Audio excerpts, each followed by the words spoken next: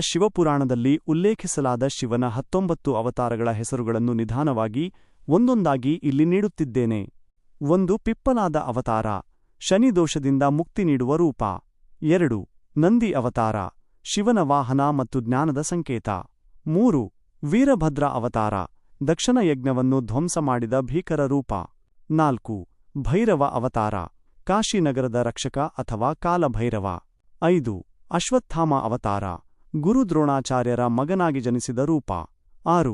ಶರಭ ಅವತಾರ, ನರಸಿಂಹಸ್ವಾಮಿಯ ಉಗ್ರತೆಯನ್ನು ಶಾಂತಗೊಳಿಸಿದ ರೂಪ. 7. ಗೃಹಪತಿ ಅವತಾರ, ವಿಶ್ವಾನರ ಎಂಬ ಮುನಿಯ ಪುತ್ರನಾಗಿ ಜನಿಸಿದವನು. 8. ದುರ್ವಾಸ ಅವತಾರ, ತನ್ನ ಕೋಪಕ್ಕೆ ಹೆಸರಾದ ಮಹಾಮುನಿ ರೂಪ. 9.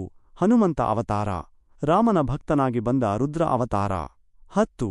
ವೃಷಭ ಅವತಾರ, ಧರ್ಮವನ್ನು ಎತ್ತಿ ಹಿಡಿಯುವ ಎತ್ತಿನ ರೂಪ. 11. ಯತಿನಾಥ ಅವತಾರ, ಅತಿಥಿ ದೇವೋಭವ ಎಂಬ ತತ್ವ ಸಾರಿದ ರೂಪ.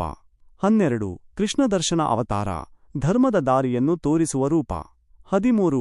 ಭಿಕ್ಷುವರ್ಯ ಅವತಾರ, ಎಲ್ಲಾ ಜೀವಿಗಳನ್ನು ರಕ್ಷಿಸುವ ರೂಪ.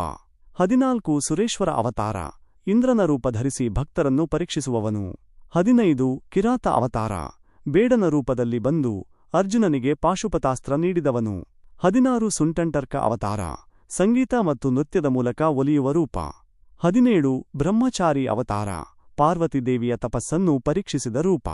18. ಯಕ್ಷೇಶ್ವರ ಅವತಾರ, ದೇವತೆಗಳ ಅಹಂಕಾರವನ್ನು ಅಳಿಸಿದ ರೂಪ. 19. ಅವಧೂತ ಅವತಾರ, ಸಂಸಾರದ ಮಾಯೆಯನ್ನು ದಾಟಿದ ಜ್ಞಾನಿರೂಪ.